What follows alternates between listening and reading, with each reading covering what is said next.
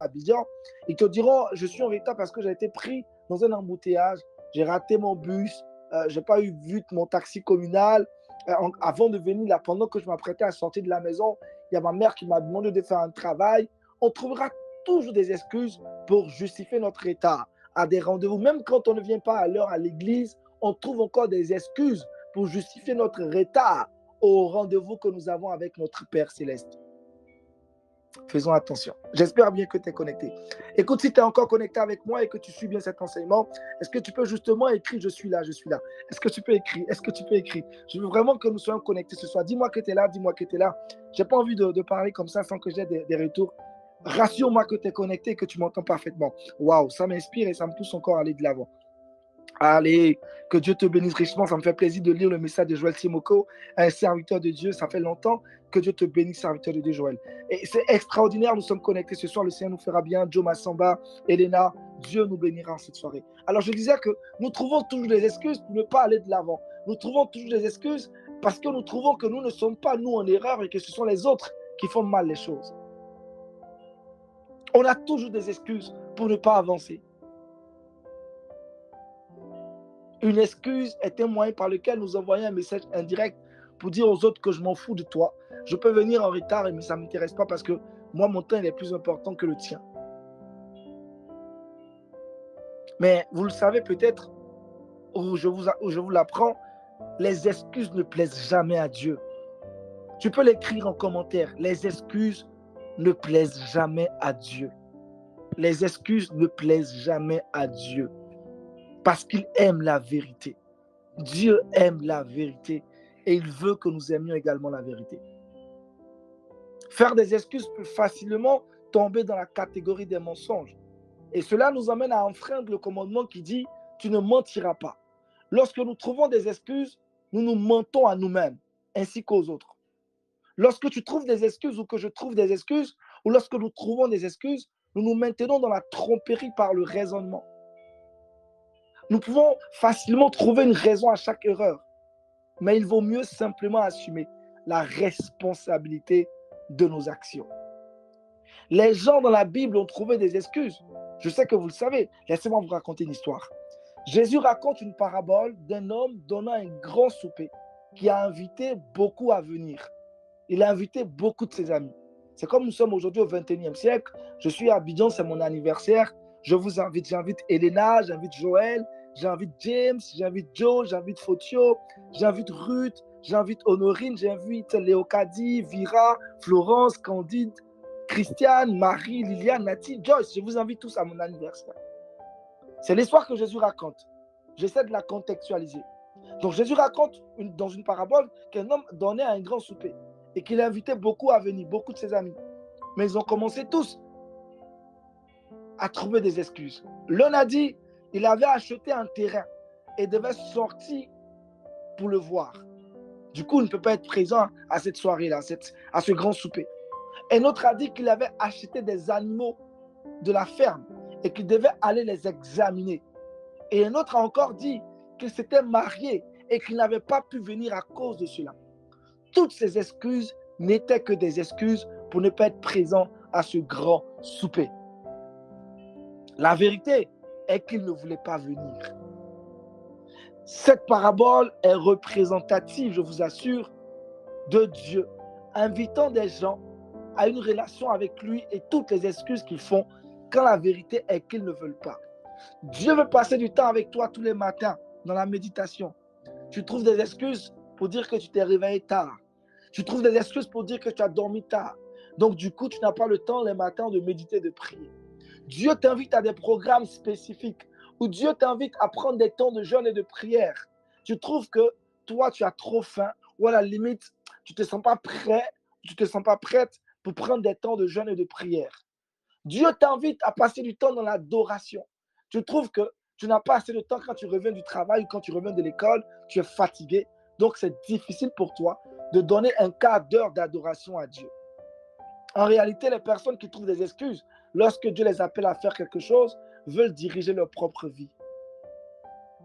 Ils ne veulent pas que Dieu interfère dans leur vie. Parmi nous qui sommes chrétiens aujourd'hui et qui faisons partie de Happy Young, Parfois, j'entends de nombreuses excuses pour ne pas le servir pleinement. On organise des campagnes d'évangélisation mensuelles tous les mois, mais je vous assure qu'on a tous des excuses. Le président Amani de la Côte d'Ivoire se retrouve parfois seul en train d'évangéliser dans des coins de rue à Abidjan. Pourtant, nous sommes plus de 100, d'une centaine de membres de Happy New en Côte d'Ivoire.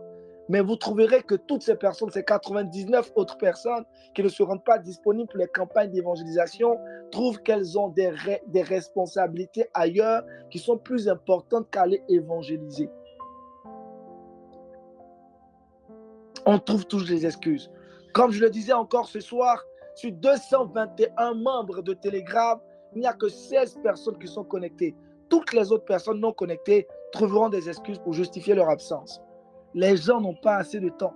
Ils sont occupés à travailler ou à faire aller et venir, je ne sais pas, leurs enfants. Je ne veux même pas parler d'enfants. Je vais dire des gens sont occupés à faire autre chose. Ce que nous faisons de notre temps est une question de choix. Ce que tu fais de ton temps, mon ami, est une question de choix. Et la vérité est que nous faisons ce que nous voulons faire. Quand tu aimes quelque chose, tu accordes la priorité à cette chose. Si nous voulons faire quelque chose avec force, alors nous trouverons du temps pour faire cette chose. Il y a une vérité qu'aucun de nous ne pourra éviter. Retenez bien ce que je suis en train de dire maintenant. Il y a une vérité qu'aucun de nous ne pourra éviter. Tu peux noter cette parole. Le jour viendra où chacun se tiendra devant Dieu et rendra compte de sa vie, de chaque seconde, de chaque minute, de chaque heure à laquelle tu l'auras employé pour faire autre chose. Le Seigneur te posera la question, qu'as-tu fait de ton temps sur terre? C'est écrit dans Romains 14, le verset 12. Ce jour-là, il n'y aura pas d'excuses. Ce jour-là, il n'y aura pas d'excuses. Toi qui m'écoutes maintenant, le Seigneur t'appelle à aller évangéliser. Le Seigneur t'appelle à passer plus de temps avec lui. Mais tu es toujours prompte à trouver des excuses. Le jour du jugement dernier, dans Romains 14, 12, la Bible dit qu'il n'y aura pas d'excuses. C'est maintenant le temps pour toi de te lever et de servir le Seigneur. Tu ne sais pas de quoi demain est fait. Alors si tu entends ma voix ce soir, décide de prendre un engagement sincère avec Dieu et d'entrer en intimité avec lui. Pendant que je parle, est-ce que tu peux mettre dans le cavadage, je décide d'aller en profondeur avec le Saint-Esprit? Est-ce que tu peux l'écrire maintenant? Je décide d'aller en profondeur avec le Saint-Esprit. Pendant que tu déclares, c'est un engagement que tu prends à aller plus en profondeur avec le Saint-Esprit, à rechercher Dieu dans tes temps d'intimité. Est-ce que tu peux écrire dans le commentaire, je décide d'aller en profondeur avec le Saint-Esprit? Merci, Pasteur Joël, pour le texte que tu viens de donner. Ainsi, chacun de nous rendra compte et donnera une réponse en référence du jugement à Dieu. Merci, Joël, pour le texte que tu viens de donner. Écris maintenant dans le clavardage, je décide d'aller en profondeur avec le Saint-Esprit. Je décide d'aller en profondeur avec le Saint-Esprit. Déclare-le. Pendant que tu déclares, tu disposes ton cœur à aller en profondeur avec le Saint-Esprit, à prendre des décisions radicales qui te ramèneront vers le cœur de ton papa. Déclare-le. Je décide d'aller en profondeur avec le Saint-Esprit. Oui, lorsque nous parcourons la Bible, nous trouvons que plusieurs patriarches, ou je dirais certains hommes que Dieu a appelés, ont trouvé des excuses.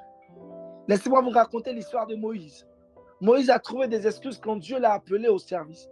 Il a dit qu'il n'était pas assez éloquent et qu'il ne pouvait pas parler. Qui se souvient de Moïse? Moïse, c'est vrai, Moïse avait un problème, il avait un handicap. Moïse, il avait le problème du bégaiement. Moïse a trouvé des excuses quand Dieu l'a appelé au service. Il a dit qu'il n'était pas assez éloquent et qu'il ne pouvait pas parler.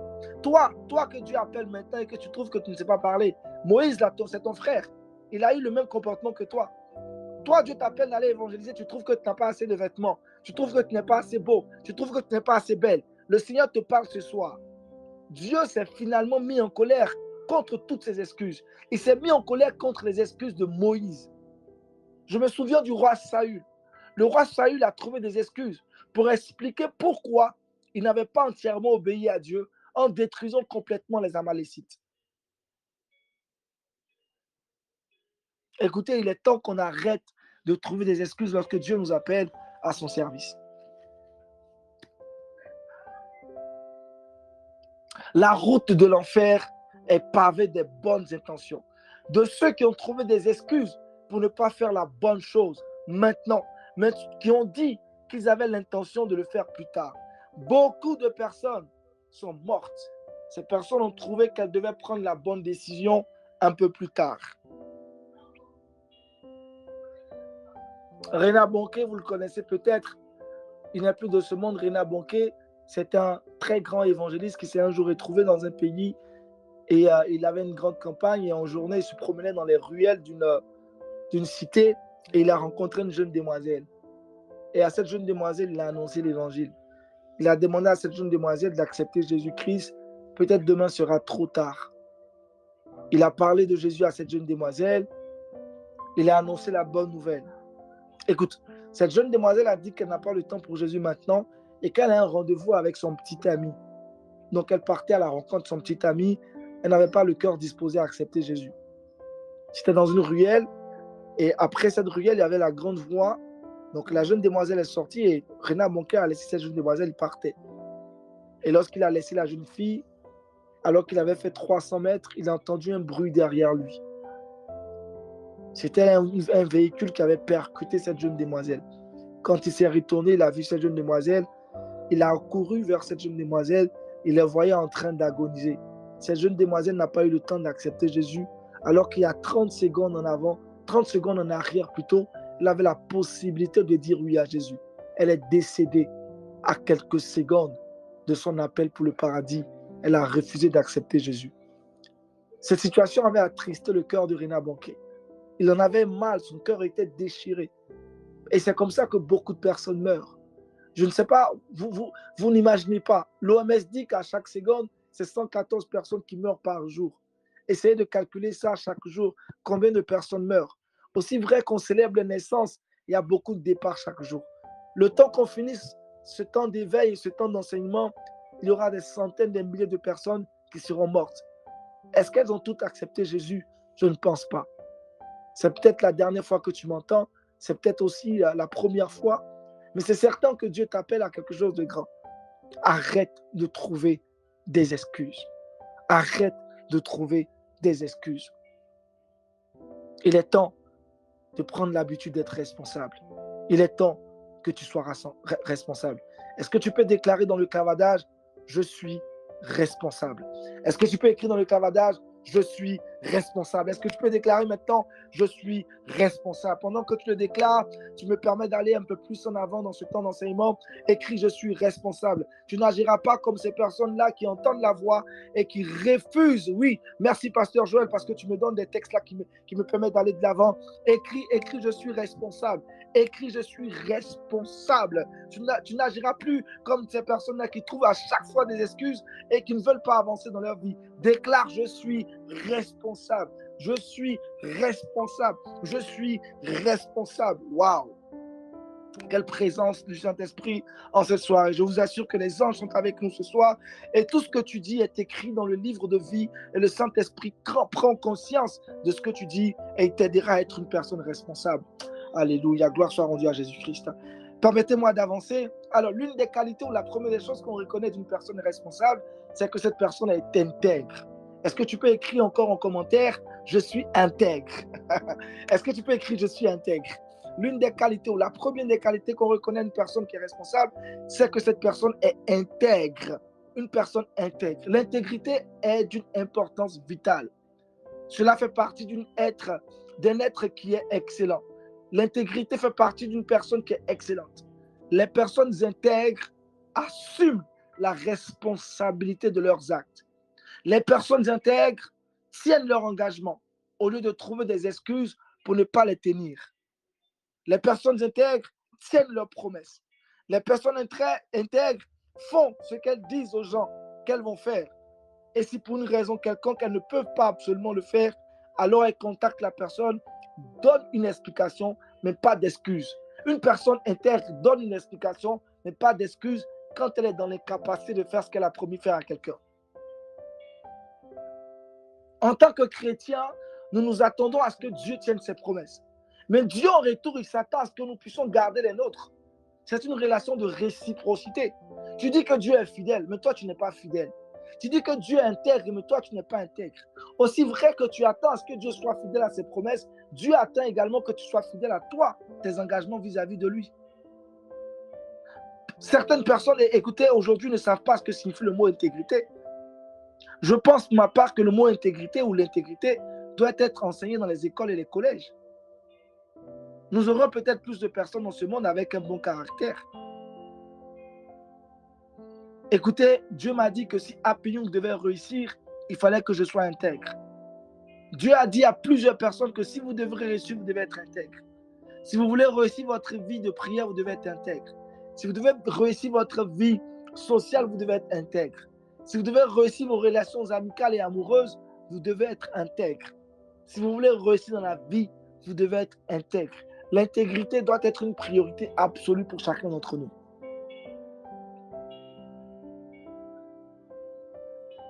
Apprenons à faire attention aux engagements que nous prenons. Apprenons à faire attention aux engagements que nous prenons. Lorsque nous les prenons, nous devons être conscients que nous sommes en mesure, nous sommes capables de pouvoir les tenir. Ne prenons pas des engagements, des promesses, des décisions de manière imprudente ou émotionnelle. Parce que parfois, nous finissons par regretter. Il est préférable de ne pas s'engager du tout que de s'engager et ensuite trouver une excuse pour ne pas donner suite. Ne dites même pas à quelqu'un que vous le rappellerez au téléphone, sauf si vous avez l'intention de le faire. Ne promettez pas des choses que vous n'allez pas le faire. Vous salissez votre réputation, et vous n'êtes pas une personne crédible. Lorsqu'une personne s'engage à être responsable, vous pouvez compter sur elle pour être fiable. Les personnes responsables finissent toujours ce qu'elles commencent et font toujours ce qu'elles disent. Les personnes responsables abandonnent rarement quoi que ce soit parce qu'elles sont inébranlables et dévouées. Les personnes responsables payent leurs factures à temps. Les personnes responsables ne manquent pas dans leurs offrandes à l'église. Les personnes responsables savent que lorsqu'on adore un Dieu, on se présente toujours avec une offrande. Les personnes responsables savent gérer l'argent qu'elles ont. Les personnes responsables ne dépensent pas plus que ce qu'elles gagnent. Les personnes responsables sont sobres. Les personnes responsables, quand elles traversent des moments difficiles, n'ignorent pas leurs responsabilités. Ces personnes sont honnêtes. Ces personnes-là ne mentent pas aux gens. Les personnes responsables n'ont pas à s'inquiéter de l'avenir, qu'elles prennent le temps de planifier tout à l'avance. Les personnes responsables savent planifier. Les personnes responsables savent épargner une partie de ce qu'elles gagnent pour les urgences. Dans Proverbe 31, nous rencontrons une femme qui est l'exemple. Pasteur Joël, tu peux nous donner cet exemple-là? Tu peux nous copier le texte de Proverbe 31? Dans Proverbe chapitre 31, nous rencontrons une femme qui est l'exemple parfait de ce à quoi ressemble une personne responsable. Dans Proverbe 31, nous rencontrons une femme qui est l'exemple parfait de ce à quoi ressemble une personne responsable. Elle se lève avant le lever du soleil pour planifier sa journée. Cette femme travaille dur. Et bien qu'elle veuille se développer, elle se demande toujours sérieusement si une expansion serait prudente. Cette personne responsable dont nous parle la Bible dans Proverbe 31 passe du temps avec Dieu. Ce qui fait qu'elle est forte pour tout ce que la vie peut apporter. Cette personne dont la Bible nous parle dans Proverbe 31, cette femme aide les pauvres et les nécessiteux. Elle ne craint pas le mauvais temps, car elle a déjà confectionné des vêtements convenables pour sa famille. Les personnes responsables prennent bien soin de ce qu'elles possèdent. Les personnes responsables sont propres. Les personnes responsables sont de bons intendants de ce que Dieu leur donne. Ils prennent soin d'eux-mêmes parce qu'ils savent que leur vie et leur santé sont des dons de Dieu qu'ils doivent protéger. Les personnes responsables s'occupent des obligations familiales, y compris les besoins de leurs parents, de leurs grands-parents. Quand ils ont un travail à faire, les personnes responsables le font. Les personnes responsables n'ont pas besoin qu'on leur mette la pression, n'ont pas besoin qu'on leur rappelle ce qu'ils doivent faire. Les personnes responsables sont motivées, ce qui signifie qu'ils n'ont pas besoin d'influence extérieure pour faire leur devoir ou pour accomplir leurs tâches. Nous devons être responsables. Le succès et la responsabilité personnelle ne peuvent pas être séparés. Personne ne réussit sans être responsable. Peu importe le nombre d'opportunités que tu auras dans la vie, si tu n'es pas une personne responsable, tu ne pourras pas en profiter. Ce soir, très chers amis, frères et sœurs dans le Seigneur, je vais te demander une chose. Prends le temps d'examiner ta vie avec sincérité. Ne me mens pas. Ne te mens pas à toi, ne mens pas au Saint-Esprit. Est-ce que tu es une personne responsable? Est-ce qu'il y a des domaines dans lesquels tu voudrais t'améliorer, ou tu pourrais t'améliorer? Trouves-tu des excuses lorsque tu fais quelque chose de mal? Es-tu sur la défensive lorsqu'on te corrige, lorsqu'on t'apporte des observations, tu es toujours énervé. Lorsqu'on veut te faire des observations, tu te mets en colère. Ça montre que tu n'es pas responsable. Il faut être capable d'affronter la vérité. C'est vrai que c'est douloureux émotionnellement, mais tu dois le faire. C'est l'une des choses les plus puissantes et les plus libératrices qui te permettront de grandir. Nous devons prendre l'habitude, la décision d'être des personnes responsables. Les personnes responsables n'ont pas besoin d'avoir envie de faire ce qu'elles doivent faire. Parmi nous ici, certaines personnes doivent avoir envie de prier avant de prier. Une personne responsable n'a pas besoin d'avoir envie de prier pour prier. Tu n'as pas besoin d'avoir envie de méditer pour méditer. Tous les matins, tu dois te lever, tu dois prier et méditer. Tu n'as pas besoin d'avoir envie. C'est une loi que la Bible nous recommande. Tu dois passer du temps avec ton Seigneur. Et une personne responsable est disciplinée. Tu n'as pas besoin qu'on te mette la pression. Les personnes responsables n'ont pas besoin d'avoir envie de faire ce qu'il faut pour le faire. Les personnes responsables cessent de se demander comment elles se sentent tôt dans la vie, parce qu'elles savent qu'il y aura des moments où ils n'auront pas envie de faire ce qu'ils devraient faire. Mais quand tu décides de le faire, tu ne dois pas laisser tes sentiments te prendre et te faire tomber. Quand tu prends une décision en tant qu'une personne responsable, tu dois assurer cette chose.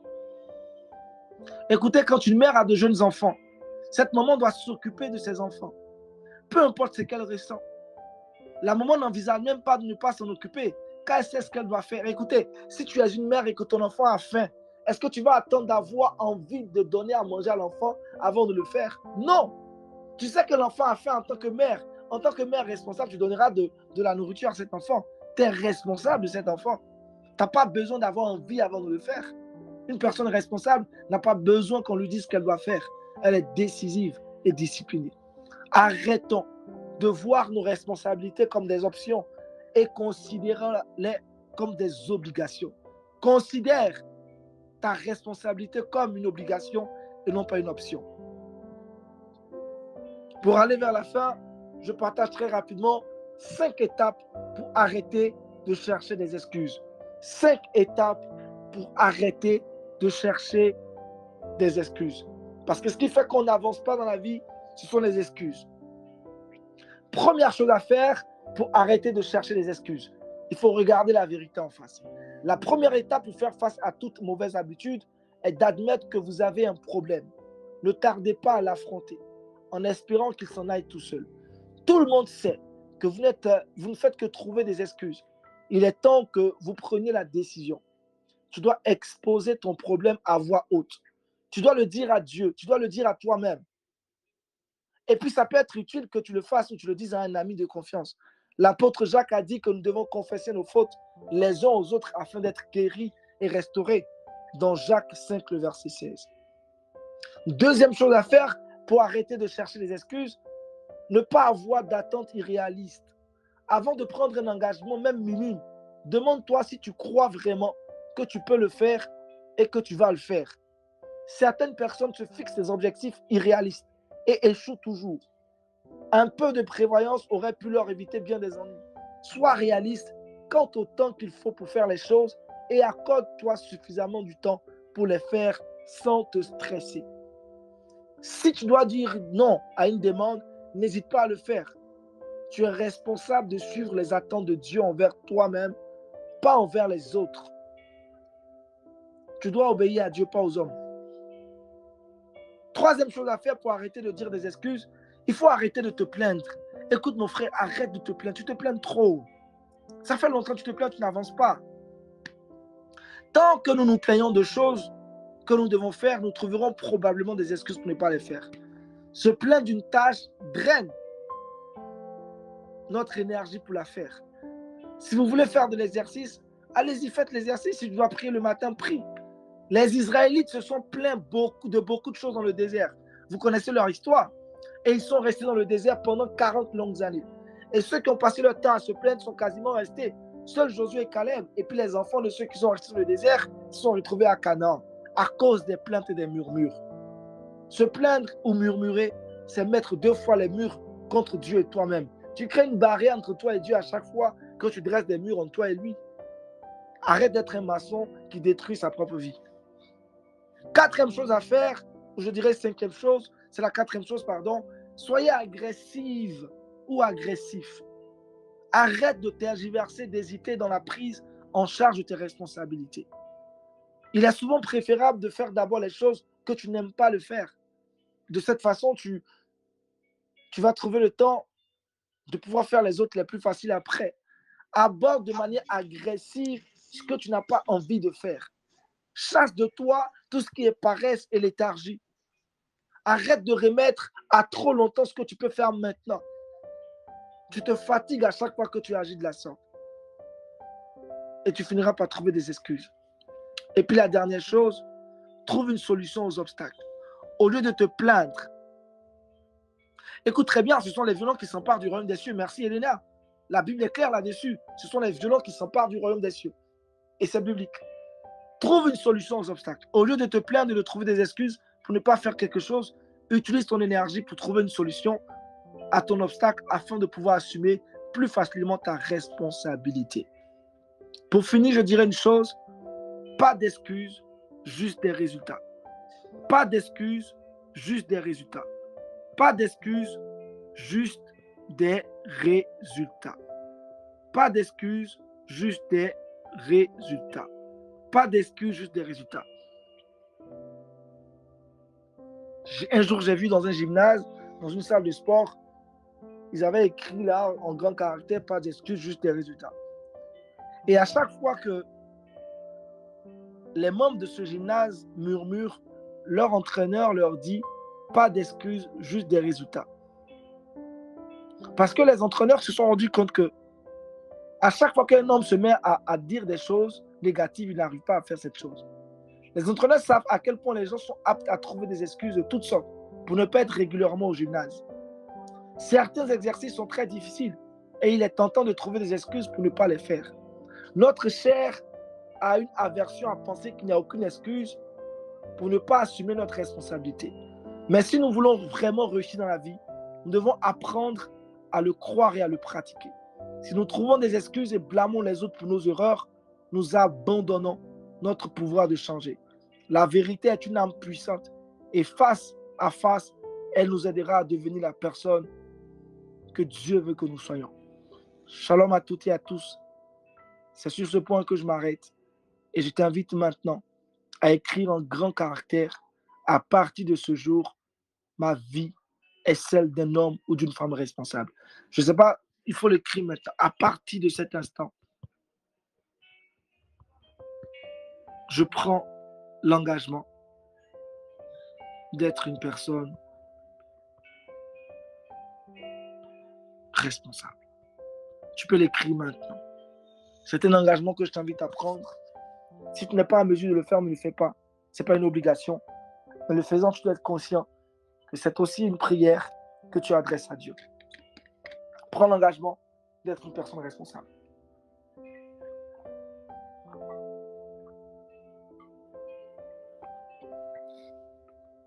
Ah, merci de le faire en grand caractère.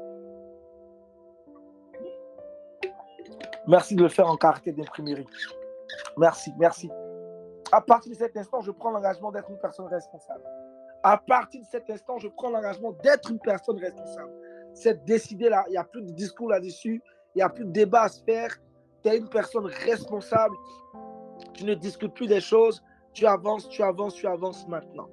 Que Dieu nous bénisse richement. Le temps est avancé et en tant que responsable, nous faisons attention pour ne pas dépasser l'heure qu'on s'est fixée pour notre temps d'enseignement. Alors, je vais permettre au dirigeant James d'ouvrir la lucarne des questions.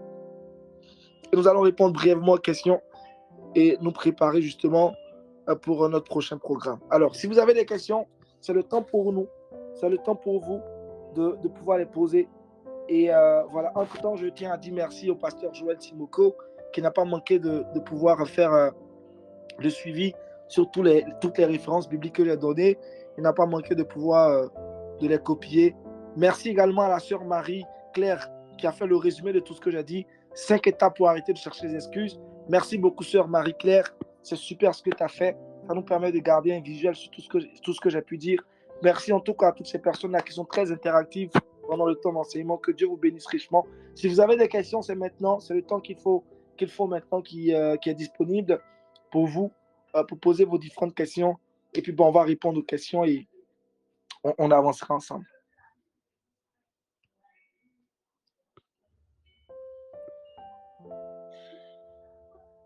Merci. Vous pouvez poser vos questions maintenant. Posez vos questions maintenant. S'il n'y a pas de questions, c'est que tout est parfait. On a bien compris. On a des personnes responsables. Moi, je suis très content. Ça, c'est une preuve qui atteste que tout est bien passé. Mais s'il y a des questions également, c'est avec beaucoup de plaisir qu'on va tenter de répondre à ces questions par la grâce de Dieu avec l'aide du Saint-Esprit.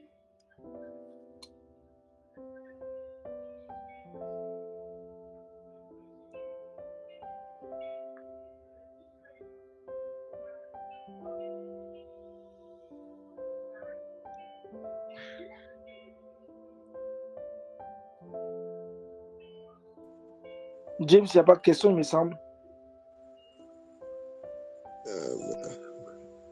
Je vois que tout est clair. Tout est clair. Si tout est clair, c'est parfait. Tout est clair. On rend gloire à Dieu. C'est tellement parfait quand tout le message est clair. Alors moi, je voudrais encore encourager quelqu'un ce soir à prendre sa vie au sérieux. On n'a pas de vie. Il n'y a pas de brouillon dans la vie. Je pense que tu le sais déjà. Je ne fais que te rappeler des connaissances que tu as. Il n'y a pas de brouillon dans la vie. Il n'y a pas de brouillon. Quand tu pars à un examen, très souvent, il peut y avoir des intercalés, des brouillons. Tu écris et puis après, tu réponds ce que tu as écrit sur ta feuille d'examen. Mais la vie, il n'y a pas de brouillon. Si tu l'as raté, tu l'as raté. Donc, il faut prendre sa vie au sérieux. Et en tant qu'enfant de Dieu, nous devons être responsables. Arrêtons de trouver des excuses. Arrêtons de nous plaindre. Et vraiment, ayons un plan sur l'avenir, pour notre avenir. Planifions nos actions et laissons le Saint-Esprit nous conduire. Soyons flexibles au Saint-Esprit. Notre vie sera un succès. Nous aurons de l'impact. Comme il n'y a pas de questions, il me semble. On va aller vers la fin. Bon, il y a toujours Joe Massamba, c'est l'excellent journaliste qui me pose à chaque fois des questions. Il dit: quel conseil donneriez-vous à quelqu'un qui cherche à développer une vie plus responsable en s'appuyant sur les principes bibliques? Alors, en s'appuyant sur les principes bibliques, je disais tantôt que l'intégrité est l'une des valeurs que la Bible nous enseigne. Donc, il faut être intègre, il faut être vrai. Et les principes bibliques qui nous emmènent à être responsables, c'est la vérité, c'est l'intégrité. Dans Jean 8,32, il est écrit: vous connaîtrez la vérité, et la vérité vous rendra libre. Une personne qui ment beaucoup ne peut pas être responsable. Parce qu'elle va se mentir elle-même, elle finira par croire à son mensonge et elle va vivre dans le déni. On va vivre dans le déni. Donc il faut être vrai. Il faut demander au Saint-Esprit de t'aider à être vrai avec toi-même, à être vrai avec les autres. Par exemple, si on te demande de faire quelque chose que tu n'es pas capable de le faire, il faut pouvoir dire non, je ne suis pas capable de le faire. Ça te rend responsable. Mais un homme qui dit oui et qui ne le fait pas après, tout de suite, ça te décrédibilise, ça te discrédite, ça te rend irresponsable. Tu n'es pas quelqu'un de fiable. Donc, il faut faire l'effort de marcher dans la vérité. Donc, comme le verset est là, tu le vois maintenant, vous connaîtrez la vérité et la vérité vous affranchira. Voilà, donc le verset est clair. Donc, cette vérité-là, elle concerne le salut et c'est ce salut-là qui nous donne de pouvoir vivre dans tout ce qui est droiture, dans tout ce qui est sanctification. Donc, la sanctification, la vérité est un pouvoir. Quand on t'attrape en infraction, tu fais quelque chose qui n'est pas correct. Quand tu es innocent, tu as les arguments pour te défendre. Et parfois, quand tu sais que tu as commis une erreur, après tu es faible. Donc, il faut vraiment qu'on vive dans la vérité. Donc, le principe de la vérité et le principe de l'intégrité vont t'aider à vivre une vie très responsable. Et comme je l'ai dit, il faut être agressif. Il ne faut vraiment pas s'amuser avec ça. Quand il y a un travail à faire, il faut le faire. Il n'y a plus de questions, il me semble. Oh, on est vraiment bénis ce soir. Ça fait plaisir. Quand les choses passent clairement comme ça, il n'y a pas de questions. Alors, je vais demander, James, s'il y a des informations, tu vas les donner. Et puis, on va aller à la fin, je pense. Il y a une autre question qui est descendue, je pense. OK. Dans un monde où les normes et les valeurs évoluent rapidement, comment voyez-vous la pertinence continue des principes de responsabilité de la Bible? Oui, tout peut changer dans ce monde. Les valeurs de cette humanité-là ne vont pas vraiment venir nous emmener à changer, nous, les valeurs bibliques. Quand on devient chrétien, les valeurs principales qui guident nos vies sont les valeurs bibliques. Et la Bible dit que tout passera, mais seul la parole de Dieu ne passera pas. Donc, les valeurs de la Bible sont les valeurs qui dictent et qui fondent notre marche chrétienne. C'est pourquoi, en tant qu'enfant de Dieu, on doit connaître ces valeurs. Quand la Bible nous présente comme des ambassadeurs du royaume des cieux, c'est que nous défendons les valeurs de notre royaume.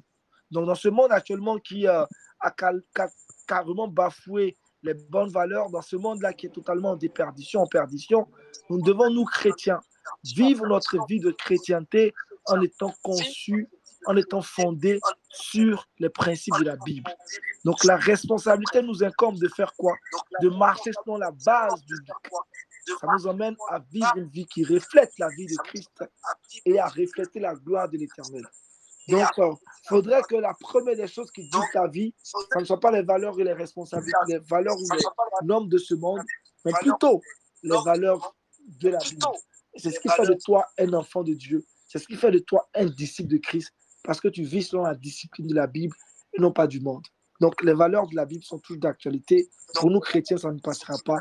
Donc, vivons et on ne cherche pas à plaire au monde, on cherche à plaire à Dieu. Alors, je pense qu'il n'y a plus de questions. Si on a encore à prendre, il nous reste quelques minutes. Je crois qu'il y a Vira qui est en train d'écrire. On se retrouvera encore, le temps pour moi de vous dire que le lundi prochain, on aura encore la suite. Ça sera encore une autre thématique sur une question d'habitude. On a vu l'habitude de l'excellence, l'habitude de prendre des décisions, de prendre des bonnes décisions, l'habitude aujourd'hui d'être responsable. J'espère que vous intégrez ces choses-là dans votre vie au quotidien. Après, on aura une discussion le 4e lundi, je crois, de mars. On aura une dernière discussion ensemble. Ça sera un temps de partage. Chacun fera un résumé de ce qu'il a retenu jusque-là.